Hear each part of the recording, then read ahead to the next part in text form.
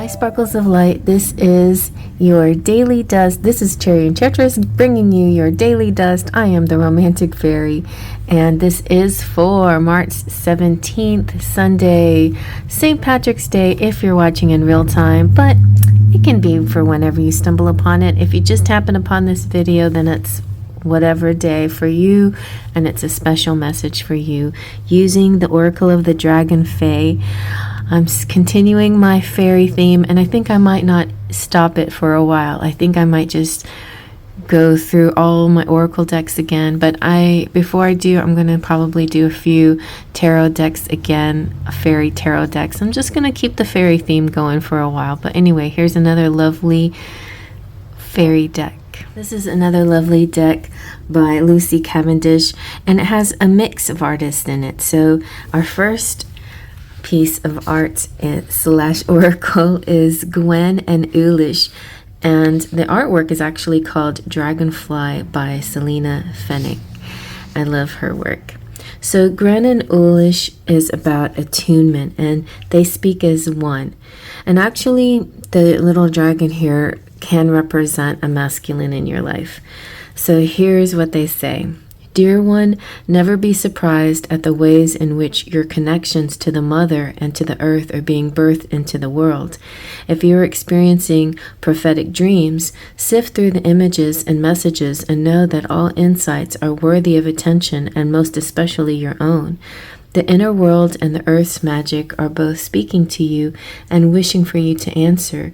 Do this by connecting with your own inner self. We know that you are searching for answers that are indeed within you, and that the path you are walking is not easy under your feet. We all return to her, the great goddess, our mother. The earth wishes for you to reconnect with her in simple, pleasant, and joyful ways. Friends and food and laughter and love. Do not fear your own true self, your intuitive self. There are many words your people use for the truth of who you are, which can lead to confusion, and there has been fear and suspicion seated in your minds, which can also lead to mistrust. That's so funny. I had a dream last night, and somebody was talking to me about, well, I was having a conversation. I was in a very strange place, and the people were sort of standoffish. And I made some kind of comment about Christians. And then they made a comment back to me, your people. I'm like, I wonder what you meant by your people. Anyway, so know from your true magical self that you're being magic with a K, with a unique blend of earth, air, fire, and water, magic making up your spirit. You're receiving messages, and yes, you can also hear them, just as we hear each other's thoughts before they have been developed into words. In time, you will come to understand these silent ways of communicating and know the truth of your belonging to the old ways. Know that all beings, plants, animals, and etheric have so much to share with you. You are never alone. So Gwen and Ulish are Dragonfly prince and princess of the forest, and they are in perfect harmony. They appear very different to others, but they are truly in complete harmony with each other, despite external appearances. So this could be like a connection you're having with somebody that people don't get it. They don't see what you are feeling. They don't see the mystery and the beauty behind the connection. And so that's the point here. It's like, don't worry about other people's view. It's how you feel about it yourself. This also can represent communication with people and animals and magical beings. This feeling of connecting through your senses, but not just your physical senses, but your intuitive, your third eye, your sixth sense. So it's a very easy, natural understanding that you may have with others and animals, but especially the others as in people who are kind of kindreds like you and can connect with. There are some that you won't be able to connect with because they have a certain block that keeps them from connecting that way. But you'll find the ones that you can connect with in this spiritual way. I feel like it's possible you're becoming more clairaudient, and that's being able to hear messages in your mind, and it's not as scary as it sounds. It's just kind of like it's not even always a clear voice, but sometimes it can be. But most of the time it's just like a clear thought that is not one that you made, that is transmitted to you like in a sentence or something like that, or a phrase or something like that. So that's how it is with me. But I have had the voice sounds, but that's very rare. It's mostly it's kind of like reading a book. When you read a book, it's like you hear a voice in your head when you're reading the words.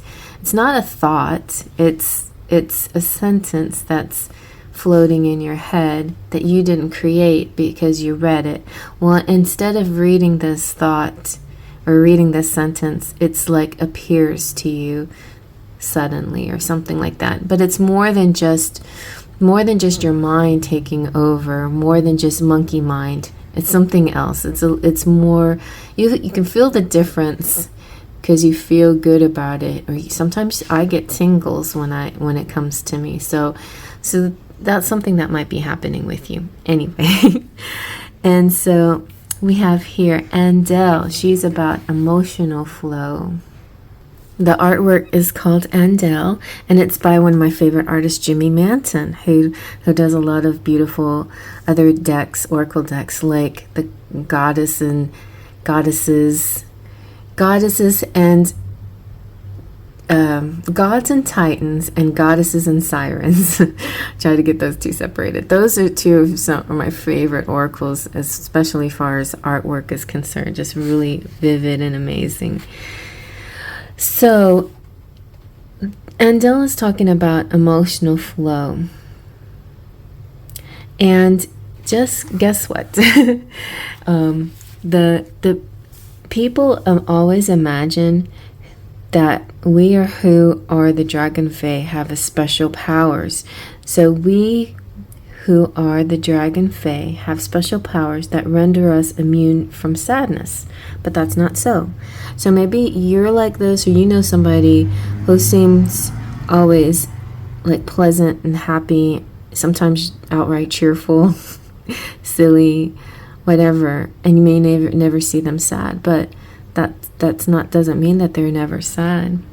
From time to time, Andel has found her own sadness overflow, and those times she needs to return to the water and commune with that element's wisdom until she's calm and soothed and refreshed. And I've done that too.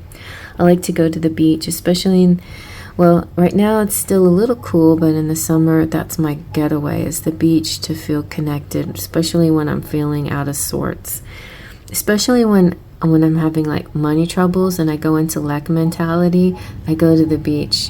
I go into the water, and that just kind of changes everything for me. So it could be something like that you need to do on this day. Commune with nature. Go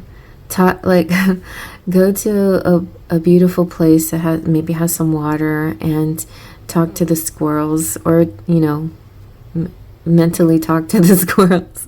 I don't know, stare at the squirrels. You don't have to like visually think that you're talking to them. You just appreciate them. And if you sit there and appreciate a squirrel and the beautiful pond or whatever, you'll be surprised how things shift within you. And it doesn't have to be a squirrel, it could be a dog, it could be any creature, and it could even be a person, just somebody that maybe an older person that is sitting by themselves, or knitting, or something like that. Some kind of communing with somebody. And so and it's like, if you see another person feeling down, I feel like it's up to you. You can choose to reach out to them and without actually absorbing their energy, giving them a lift, like a lighthearted feeling, to help them with that moment, will actually help you with your own situations too, especially if you're also feeling sad. It's not like I'm saying misery loves company, but it's like sometimes misery likes a distraction, and then laughter can be the best medicine. So it's a way of looking at life like, isn't life funny like that, you know? Life is a funnier way of, you know, stirring things up and then plopping us down in a different position that we didn't expect. But you can like commune with somebody like that, and it makes it sort of diminishes the intensity of the problems and makes you see things in a little bit different light. And so that can be very helpful on some days, maybe a day like today. Also, my heart goes out to anyone in the Midwest that had to deal with bad weather and had you know, some severe damage happen. You know, those kinds of things just so unexpected and just really, you know, can be heartbreaking and could be hard to get over. But so, yeah. And then we have Fernia, who's Clarity. And this piece of art is called Fern, and it is by Raven Phelan. She's a really lovely artist as well. But I think, to me, this is one of her best pieces of art. Some of her art, to me, are just like, she uses a lot of like purples and like weird, like contrasting blues, and like purples and oranges. And let me just show you. For example, here's some of her other work. She just has like this very, like more of a bolder graphic kind of energy. Generally speaking, this is one more her realistic pieces, and I just love it. I love the effort she put into the Fernia. So beautiful. So here is the voice of Fernia, and she represents clarity. I wish to be honest with you so you understand what it is you think and feel you're wishing for. Do you understand that in order for you to be in connection with all you feel you desire, that there will be what many consider to be sacrifices along the way? Do you understand that what we can offer you is shelter, yes, soft and sweet, tender, shaded beneath the heat of the sun, a place to rest and sleep and dream, but do you also know that others will say you dwell in a fantasy land and that what you dream of cannot be? Consider the truth of what it is you wish for, and know that whatever you commit to, expectations play no part in this promise I make to you, because I do pledge to shelter you and to introduce you to the magics, to show you the ways of the dragon faefolk, and to help tend the little ones with me. But I also promise you this, that your supposed nirvana will be muddy and dirty and difficult at times. There's no way for this to be what you fantasize about. You will need to care for yourself and allow others to be who they are, for this is the path of clarity. Knowing who you are and a part of you play in all things. Leave your expectations behind and be prepared to discover more magic than you ever thought possible. Do not seek to possess anything, and know that you are free to choose in every moment if you will go on. Do you understand that if you wish to be of this realm and yourself entirely, that you will give up some old ways of thinking? Otherwise, you may find yourself hurt by the conflict such incompatible thoughts and feelings will bring. So this is just a whole different way of looking at things, right? That maybe that you're used to, but she is about comfort and shelter in especially if you're going out and about someplace cozy, calm, outdoorsy. It's beautiful, lush and green. But also it's representing, just to be clear about your ideas about how things should go. Like, it's not about you like micromanaging universe to bring you a specific thing or idea that you formulated in your mind. Sometimes you could, you can focus on that. Of course you can. But generally, universe will give you what you need. And so when you're wishing or manifesting or making intentions, setting intentions, you can say this or something better for the good of all. And that's usually what the universe is trying to provide for you. So they got a basic idea of what you want, but they're going to give that to you, and it may not look as pretty or seem the way that you expected it to seem. But in the end, you will get everything that you actually wanted and needed, or needed and wanted. But there is one little thing that a little side divination here.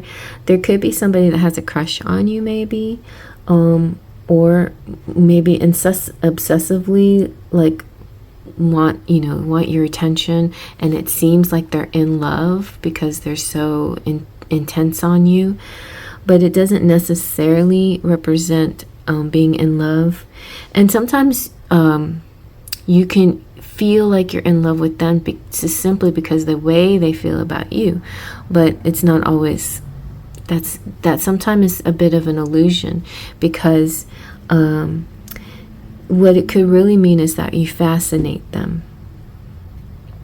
But there's nothing wrong with that. It's just, remember that unless they understand who you truly are and the delicacy of your needs and desires and the layers of who you truly are, how can anyone truly be in love with you? So they may be in love with kind of like an illusion of their image of you, possibly. So try to remember the differences in those aspects as well. But if a person sees all of you, the good, the bad, the ugly, and still is in love with you, then that's love. That's real love right there. Fernie is kind of protecting you from possessive people, and she's trying to protect your freedom. So that could be part of the reason why certain things don't play out the way you hope for, you expect, because ultimately what universe wants for you is to have a truly unconditional love, and one that allows your own personal freedom as well. And that's what coming to you. So that this ended in sort of a love message, and just hold out for that kind of love, and just be appreciative of other people's adoration of you, but know that the true love is going to be more than that, and you're going to find it. And I hope you like that. Faith, trust, and pixie dust.